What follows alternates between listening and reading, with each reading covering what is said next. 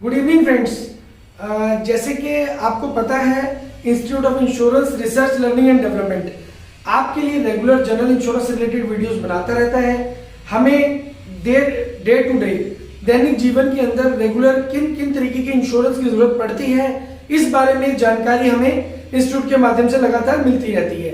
चाहे आप स्कूल के बच्चे हो, 10वीं 12वीं में पढ़ते हो, या एक ऑलरेडी मैच्योर्ड फैमिली हो या नई फैमिली हो, लेकिन आपको बहुत जरूरी होता है इंश्योरेंस के बारे में जानना। इसी कड़ी के अंदर आज हम एक नया टॉपिक लेकर आए हैं उन स्टूडेंट्स के लिए या उन लोगों के लिए जो जनरल इंश्योरेंस में अपना कैरियर बनाने जा रहे हैं, जो अपना भविष्य बनाने जा रहे हैं। जिस कड़ी के अंदर अगर हम बात करें, लाइसेंशिएट का एग्जाम होता है, एसोसिएट का एग्जाम होता है, फेलोशिप का एग्जाम होता है। तो आज जो हम टॉपिक लेकर आए हैं IC11 जनरल इंश्योरेंस बिजनेस। जी हाँ, अब जनरल इंश्योरेंस बिजनेस सुनने में एक साधारण सी बात है, साधारण बिजनेस, जनरल इंश्योरेंस का बिजनेस। लेकिन बेसिकली अगर हम इस को समझने की कोशिश करें तो हमें पता लगेगा कि जनरल इंश्योरेंस बिजनेस जो है किन किन चीजों को कवर करता है, किस किस तरीके के हमें कवरेजेस अवेलेबल है, किन किन चीजों को हम कवर कर सकते हैं। जैसे कि अगर आज की हम बात करें, हर कोई व्यक्ति अपने जीवन के अंदर गाड़ी सबके पास होती है, गाड़ी की इंश्योरेंस गवर्नमेंट की तरफ से भी मैंडेटरी है। टू व्हीलर होता है, टू व्हीलर की इंश्योरेंस भी मैंडेटरी है गवर्नमेंट की तरफ से। इसी तरीके से मेडिक्लेम की इंश्योरेंस आज की जरूरत बन चुकी है। अगर हम बात करें बिल्डिंग की इंश्योरेंस, घर की या ऑफिस की, ये मैंडेटरी हो चुकी है। ऐसी बहुत सारी चीजें जो ऑलरेडी हमारे जीवन के अंदर एक अभिन्न रूप ले चुकी है, बहुत इंपॉर्टेंट रोल प्ले कर रही है। इसी कड़ी के अंदर आज हम बात करेंगे इंश्योरेंस की हिस्ट्री के ऊपर। इंश्योरेंस की हिस्ट्री क्या थी, ये जो आज हम टॉपिक लेने वाले हैं, ये टॉपिक उन स्टूडेंट्स के लिए बहुत काम आने वाला है जो बच्चे इंश्योरेंस में, खासतौर पे जनरल इंश्योरेंस में अपना कैरियर बनाने वाले हैं, या जो कॉम्पिटिटिव एग्जाम इंश्योरेंस के जो एग्जाम्स हैं उनके लिए जो तैयारी कर रहे हैं।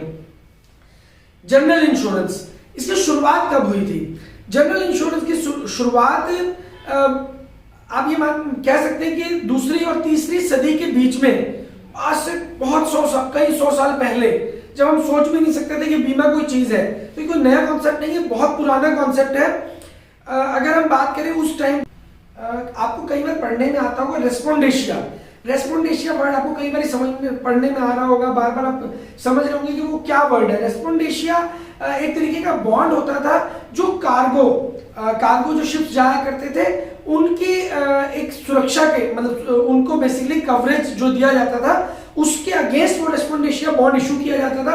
उसमें अक्सर क्या होता था कि जैसे 100 लोग हैं, 100 लोगों की शिप्स जाने वाले हैं, उसमें से 100 लोग मिलकर ये तय करते थे कि हम इस कॉन्ट्रैक्ट के साथ में रहेंगे। किसी भी व्यक्ति का, एक व्यक्ति, 2 व्यक्ति या 3 व्यक्तियों की अगर पोत को कोई नुकसान हो जाता है, अगर वो पोत डैमेज हो जाता है, जहाज डूब जाता है, तो उसकी भरपाई बाकी सभी लोग मिलकर के करते हैं। तो इसे बोला जाता है रेस्पोंडेशिया बॉन्ड। अगर हम बात करते हैं बार्टमरी लोन के बारे में, बार्टमरी लोन क्या होता था? बार्टमरी लोन एक ऐसा लोन है जो एक एडवांस के रूप में समुद्री जहाजों को या पोत को दिया जाता था जब वो सामान लेकर के जा रहे होते थे।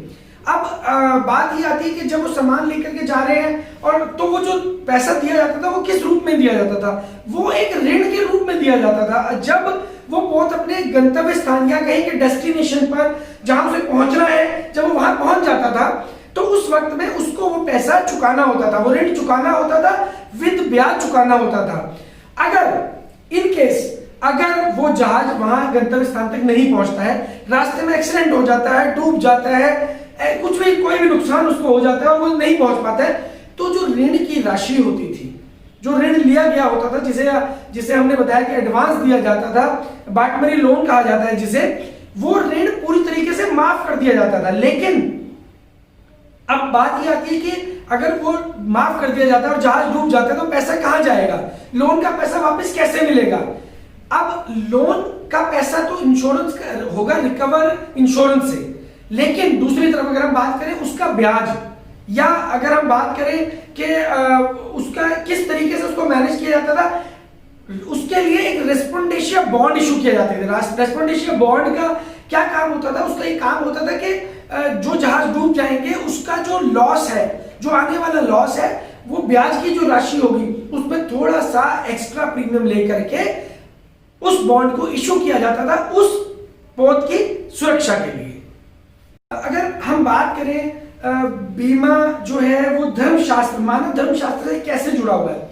अगर आप पुराने समय की बात करें तो क्या होता था, 100 लोग मिलकर के तय करते थे कि अगर किसी का जहाज, पानी का जहाज जो है वो जा रहा है, समुद्री सामान लेकर के जा रहा है, पुराने समय में अक्सर जाया करता था।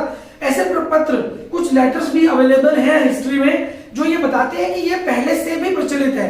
और उस स्थिति में क्या किया जाता था कि 100 लोग मिलकर के तय करते थे कि अगर किसी एक व्यक्ति, 2 व्यक्ति या 3 व्यक्तियों के जहाज को कोई हानि हो जाती है, वो डूब जाता है, उसका नुकसान हो जाता है, तो उस स्थिति के अंदर जो बाकी 100 लोग हैं वो मिल करके उन लोगों की 1, 2 या 3 लोगों के नुकसान की भरपाई करते थे। इससे क्या होता था, कोई एक व्यक्ति बड़ी हानि से बच जाता था। साथियों, अगला टॉपिक है भारत में ऐतिहासिक कदम जनरल इंश्योरेंस की। अगर हम बात करें भारत में ऐतिहासिक कदम किस तरीके से शुरू हुआ, किस तरीके से भारत में जनरल इंश्योरेंस कारोबार का जो बिजनेस है वो शुरू हुआ था।